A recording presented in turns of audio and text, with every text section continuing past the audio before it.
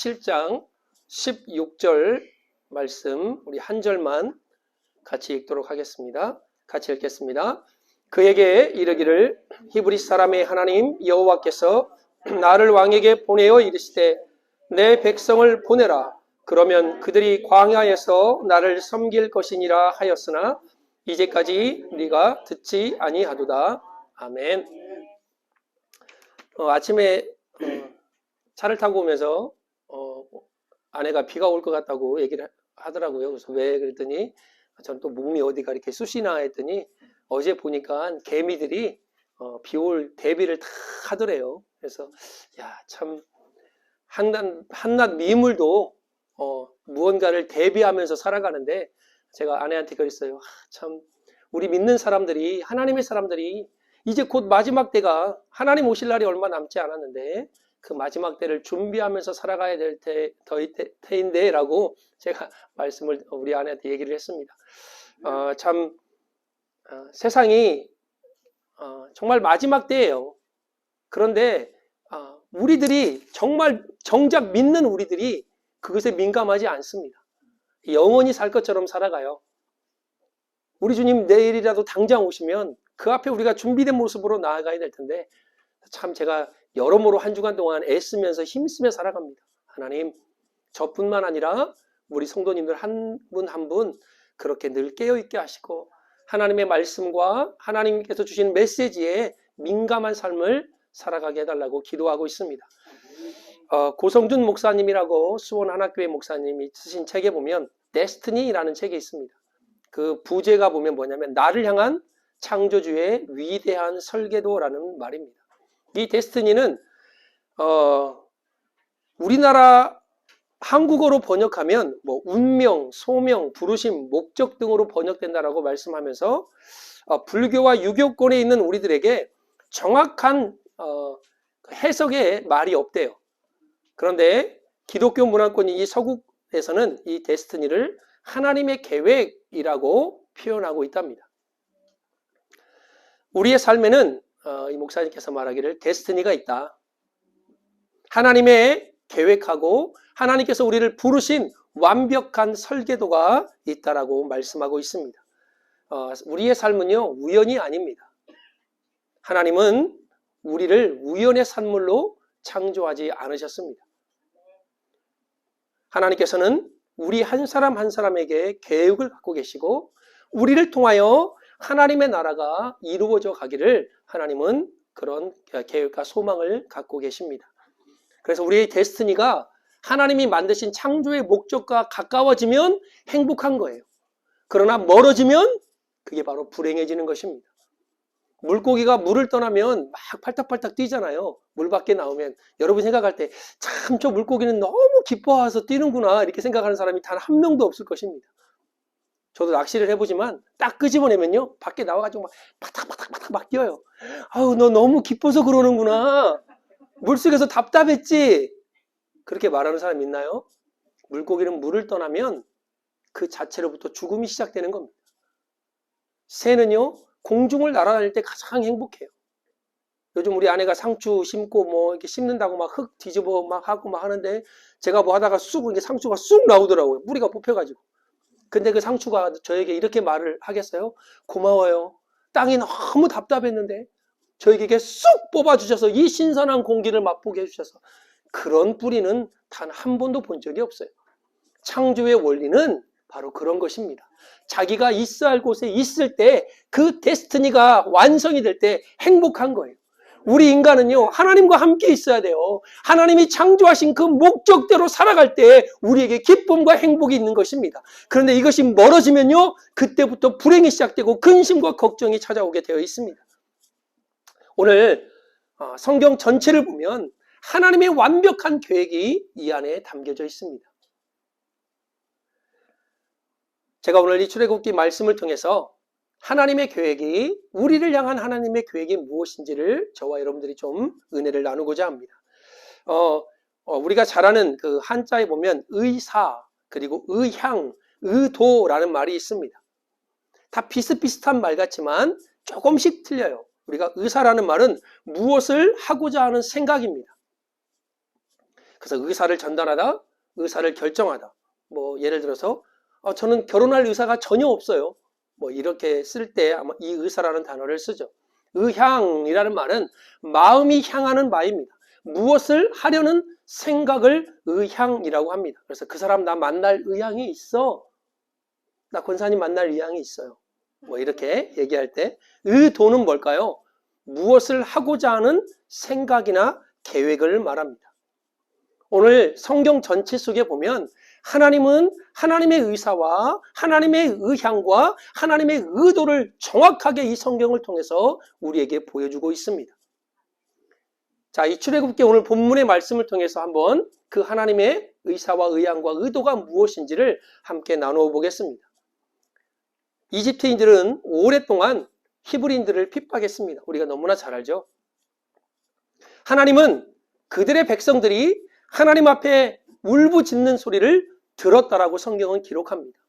그리고 그들이 고통당하는 것을 하나님이 보았다라고 말씀하십니다. 그래서 하나님은 그들을 이집트에서 애굽에서 건져내기 위한 계획을 갖고 모세라는 인물을 보냅니다. 여러분, 우리가 이제 이 7장에서부터 시작되는 10가지 재앙, 우리가 너무나 많이 듣고 잘 알지 않습니까? 그런데 뭐 이집트인들도 매년 모기로, 파리로, 개구리로, 때로는 나일강의 오염 때문에 수많은 물고기들의 죽음까지도 그들은 보아왔습니다. 낯선 일이 아닙니다. 그러나 하나님께서 베푸시는 재앙은 그들이 생각하는 자연적인 재해를 뛰어넘는 완전히 강력한 것이었습니다. 오늘 이 7장에 등장하는 첫 번째 이적, 바로 나일강이 변하여 피가 되는 그 이적 이후에 9가지가 더 시작이 되는데 이제 이건 서론에 불과합니다. 하나님의 강력한 행위가 아니고서는 도저히 설명할 수 없는 하나님의 징계가 시작이 되죠. 여러분, 바로 아무리 그 당시에 가장 최강국의 나라 이집트였다고 하지만 바로와 하나님과의 싸움은요, 원래 게임이 안 되는 싸움이었습니다. 그런데 이제 그 전쟁의 서막이 오늘부터 펼쳐집니다. 하나님은 모세를 통해서 애굽에 10가지 재앙을 내려보내십니다. 그 목적이 뭐냐면 내 백성을 보내라는 거예요. 너희가 억압하고 너희가 지금 핍박하는 그 이스라엘 민족을 내어 보내라. 왜? 무엇을 하기 위해서? 거기에 바로 하나님의 의사와 의향과 의도가 담겨져 있다는 것입니다. 그 첫 번째가 뭐냐? 바로 하나님은 이스라엘 민족을 내보내라고 하면서 애굽에게 수많은 재앙들을 쏟아붓습니다. 그 이유가 어디냐? 바로 하나님이 누구인지를 그들에게 알게 하기 위함입니다. 자신의 힘과 자신의 능력을 과시했던 바로는요, 자신이 가지고 있던 것들이 얼마나 허무한지를 그들은 보게 됩니다. 여러분, 하나님은요, 하나님께서 생각하는 의사는 뭐냐? 바로 하나님이 누구인지를 알려주시는 것입니다. 하나님의 위대하심을 알게 하시고 하나님의 사랑을 알게 하십니다.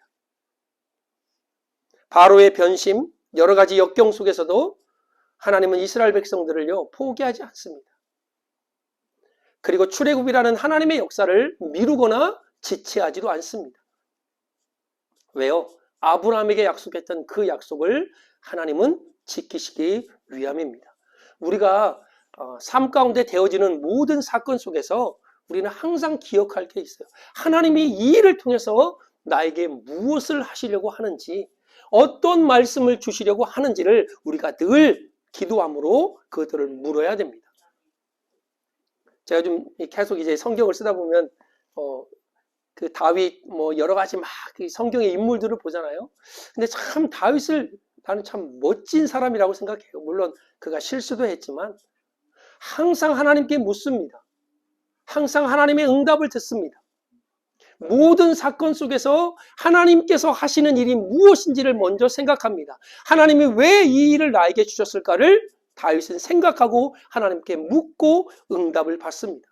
우리 또한요, 하나님이 뭔 사건을 우리에게 주실 때는요, 그 사건을 통해서 하나님이 우리에게 주시고자 하는 메시지가 있습니다.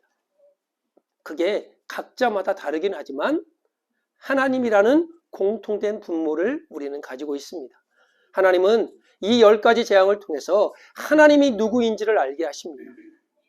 그리고 그분이 어떤 일을 하시는지를 알게 하시고 그 하나님의 사랑이 어떠한지를 이스라엘 민족뿐만 아니라 지금을 살아가는 우리에게도 동일하게 보여주신다는 것입니다. 두 번째는 하나님의 의향이죠.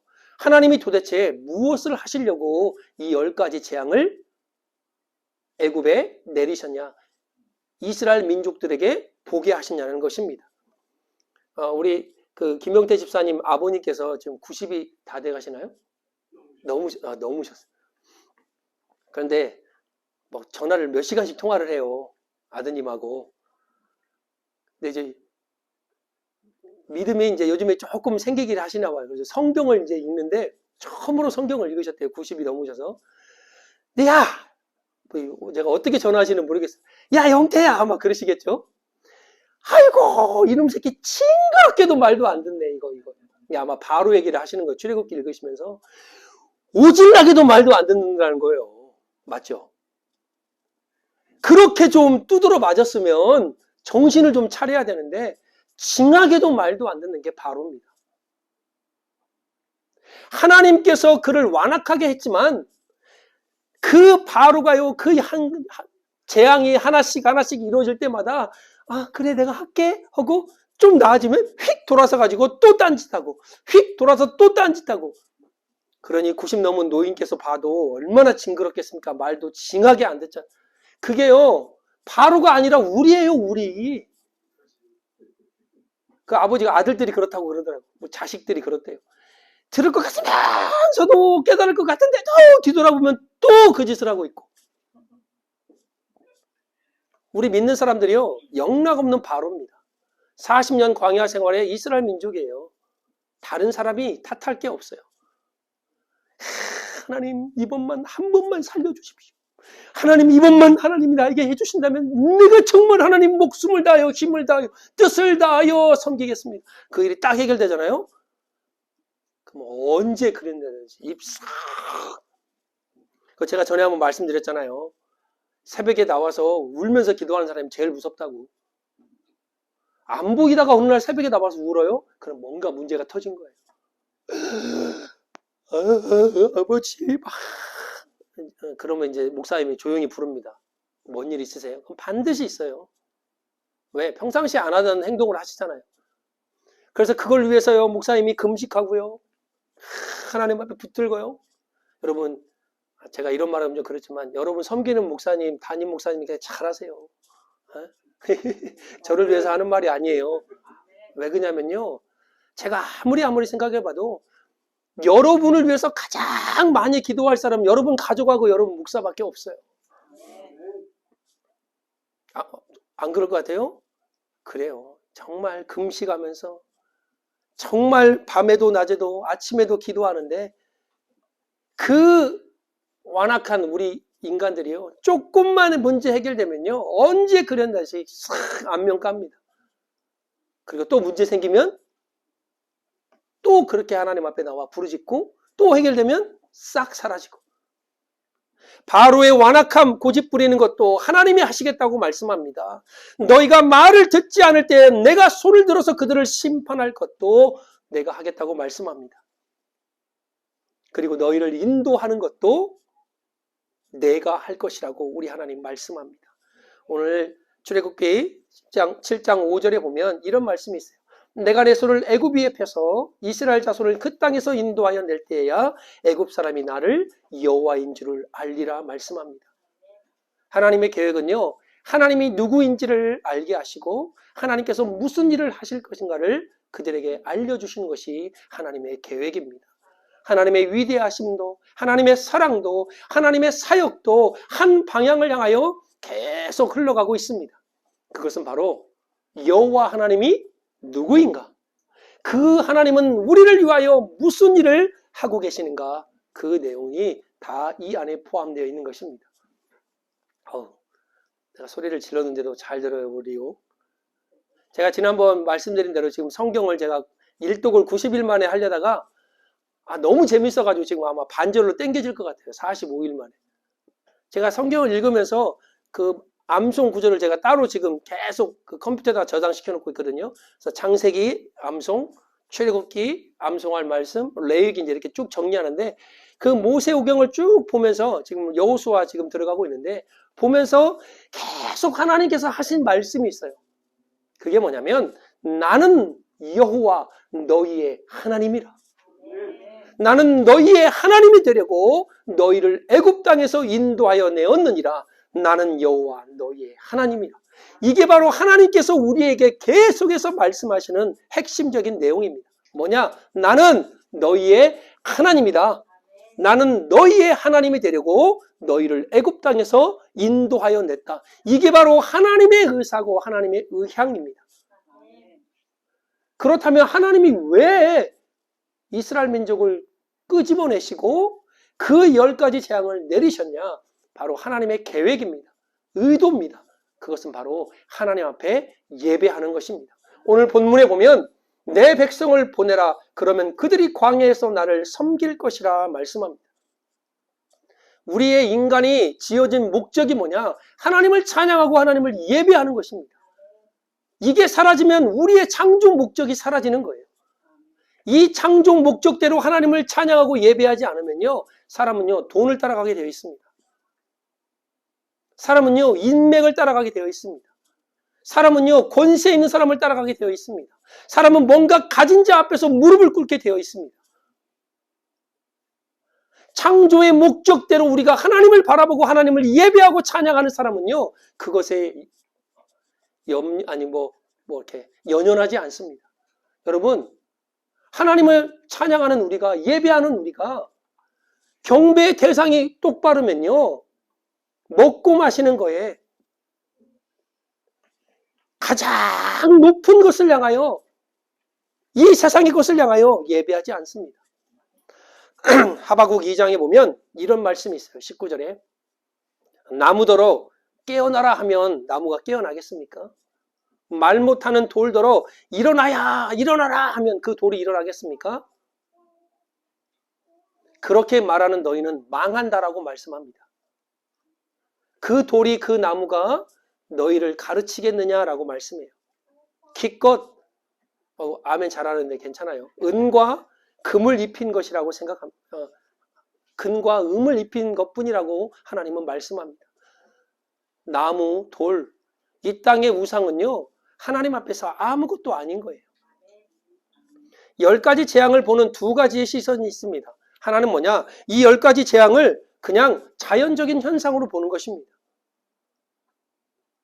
어차피 보면 지나치게 과학적으로 인과관계에 쏠릴 수가 있죠. 여러분 10가지 재앙이 다 자연적으로 일어났다라고 말하는 사람들이 과학자들이에요. 우박 떨어지는 것도 파리, 개구리, 피, 이런 것, 독종, 악질, 어둠, 해가 없고. 그런데 생각해 보세요. 자연적인 현상이면 동일하게 이루어져야 되는 거 아니에요? 근데 고센 땅에는요 아무런 영향을 주지 못합니다. 그래서 우리는 이것을 영적으로 바라보는 시각으로 돌려야 됩니다. 이 10가지 재앙을 바로 신들과의 전쟁으로 보는 견해입니다. 피, 나일강의 신, 그 나일강이 저주받았잖아요. 개구리, 마술의 신, 헤카라는 이 개부, 땅의 신. 파리, 케프리라는 신. 이게 애굽인들이 섬겼던 신들이에요. 악질, 아피스와 하솔, 가축을 주관하는 신입니다. 독종, 메이스와 이모텝, 아름다움과 의술의 신. 우박, 이시스라는 공중의 신. 메뚜기, 세트라는 곡물의 신. 흑암, 라라는 태양의 신.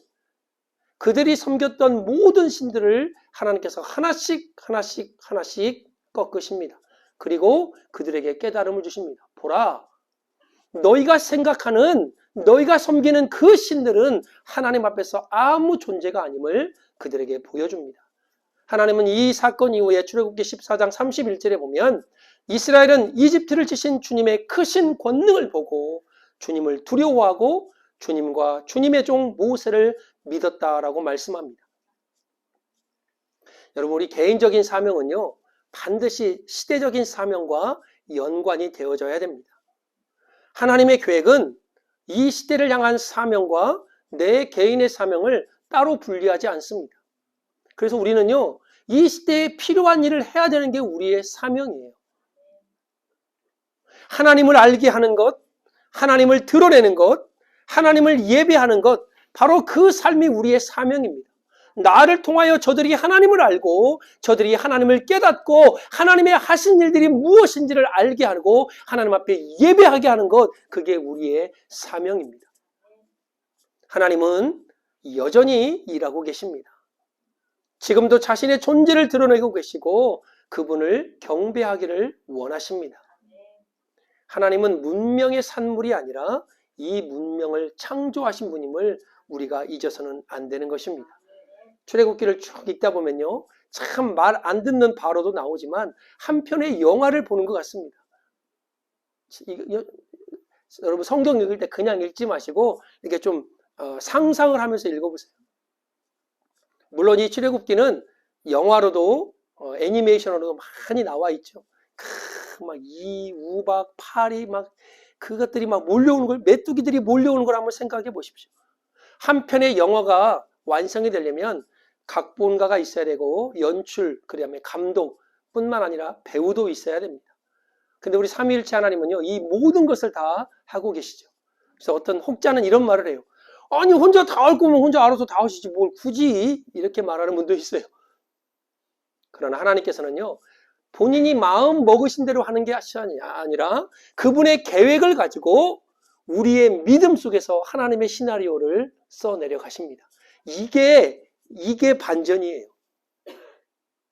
하나님이 하나님의 재앙을 10가지 재앙을 내리는 것 같지만, 하나님의 역사를, 하나님의 계획을 이루어 가시는 것 같지만 그 안에 우리의 믿음을 보신다는 것입니다. 여러분 세상 영화도 상황 따라서 가끔 대본도 바뀌고 연출들도 바뀌잖아요. 하나님은요, 철저하게 우리의 믿음의 그 위에 하나님의 시나리오를 아름답게 써내려 가십니다. 여러분 6월절 어린 양의 피를 문설주에 발랐을 때 아무것도 아니잖아요.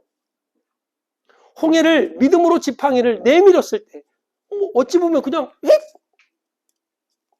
정탐꾼을 믿음으로 숨겨주었던 라합의 행동, 풀무불 속에 들어간다 할지라도 결코 우상에게 절을 하지 않겠다는 사드락 메삭과 아벳느고의 믿음, 사자굴에 들어가도 끝까지 그 믿음을 지켰던 다니엘, 유대 전 민족이 말살당하는 그 속에서도 모르드게는 하만에게 무릎을 꿇지 않았던 그 믿음, 죽으면 죽으리라 결단했던 에스더의 믿음, 보리떡 5개와 물고기 2마리를 예수님 앞에 드렸던 그 어린아이의 믿음, 눈은 볼 수 없지만 예수님이 지나간다는 소리를 듣고 다윗의 자손 예수여 나를 불쌍히 여겨달라고 외쳤던 그 소경 바디메오의 믿음, 그 믿음의 위에 하나님의 시나리오를 쓰고 계시고 그 믿음을 통하여 하나님은 우리의 삶을 주관하고 역사하고 계십니다. 얼마나 더 말하겠습니까? 성경을 보십시오. 어찌 보면 지나가는 행인 1, 2예요. 영화에서 보면 막 주인공 나올 때 옆에서 하나 이렇게 지나가는 행인 1, 행인이, 그런데요, 주목받지 못한 그들이 하나님 앞에 믿음으로, 작은 믿음이지만 우리 지난주 설교 말씀드렸던 것처럼 주의 이름을 배반치 않고 하나님의 말씀을 지킬 때 그들의 믿음을 통하여 하나님은 위대한 일을 이루어 가셨다는 것입니다. 더 이상 엑스트라가 아닌 그 영화의 주인공으로 하나님은 저와 여러분들을 세우실 것입니다. 요즘 우리가 진작부터 K-팝, K-드라마가 막 얼마나 인기가 있습니까? 지금도 가끔 유튜브에 보면 어떤 사람은 한국말 할 줄 모르는데 다 알아들어. 그 유튜브가 전 세계를 돌아다니면서 그 나라를 이렇게 보여주는 그 유튜버가 있어요. 근데 말을 하는데 한국말을 다 알아듣고 한국말로 하면 대답을 고개를 끄덕끄덕해요. 그런데 한국말은 잘 못해. 어떻게 이렇게 됐냐 했더니 10년 동안 한국 드라마만 봤대요. 그러니 웬만한 말은 다 알아듣는 거예요. 참 잘 만들어요, 우리 한국 드라마가 보면. 한 6, 7년 지났나요? 그 태양의 후예라는 아주 송중기, 그 다음에 누구죠? 송혜교가 나오는 아주 참 멋진 드라마가 있었습니다. 근데 가끔 뭐 다 드라마가 거기서 거기 아니에요. 사랑 이야기, 뭐 삼각관계 이야기, 뭐 재벌집 아니면 뭐 이렇게 가난한 애가 뭐 그냥 해가지고 이렇게 막 반전의 이야기, 그게 다 드라마의 얘기 아닙니까? 근데 가끔 가다가 이렇게 운전하다가 OST가 이 태양의 후예 OST가 내 입에서 막 흘러나와요. You are my everything. 별처럼 쏟아지는 운명에. 너무 좋아요, 노래가. You are my everything. 별처럼 쏟아지는 운명에 그대라는 사람을 만나고 멈춰버린 내 가슴 속에 단 하나의 사랑. You are my everything. 하나님은요, 우리를 그렇게 생각하세요. 단 하나밖에 없는 독자를 우리에게 주시면서 그렇게 우리를 사랑하신 그 하나님이 우리를 향하여 너는 나의 모든 것이라고 말씀합니다.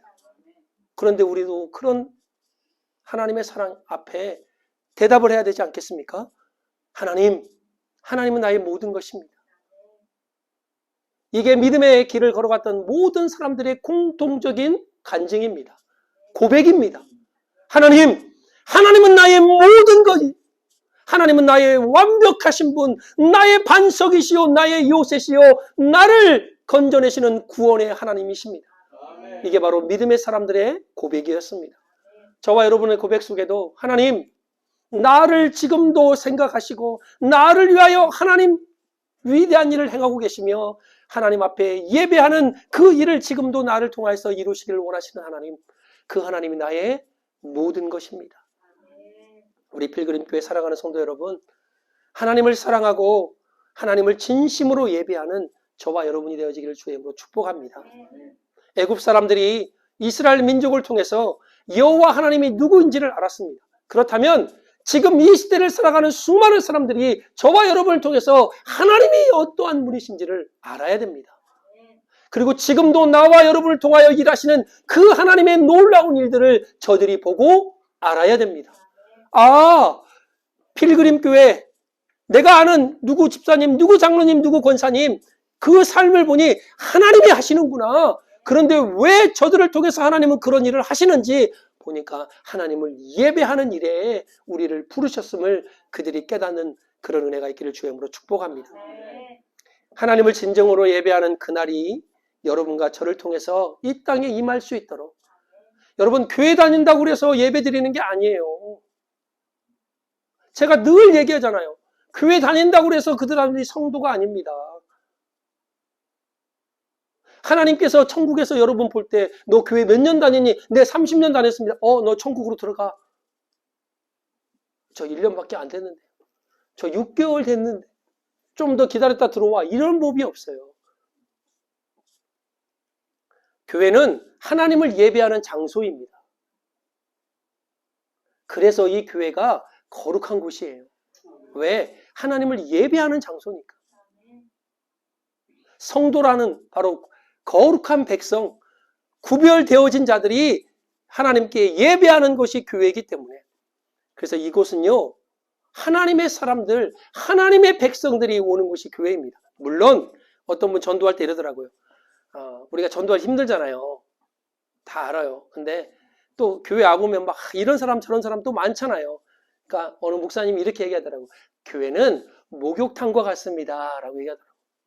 왜요? 그랬더니 목욕탕에 가면 어떤 사람은 속옷 입고 있는 사람, 어떤 사람은 옷을 홀라당 벗고 탕 속으로 들어가는 사람, 어떤 사람은 샤워기 틀어놓고 물 뿌리는 사람, 어떤 사람은 비누칠하는 사람, 어떤 사람은 다 옷 입고 발톱 손톱 깎고 있는 사람, 계란 까먹는 사람, 여러 사람들이 있잖아요.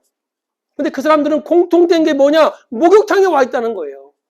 여러분 교회 안에 있다고 그래도 뭐 다 성숙한 게 아니에요. 어떤 사람은 갓 들어가고 지금 혁띠 부리고 있는 사람이야. 근데 그 사람한테 막 거룩한 얘기 해봐요. 그러면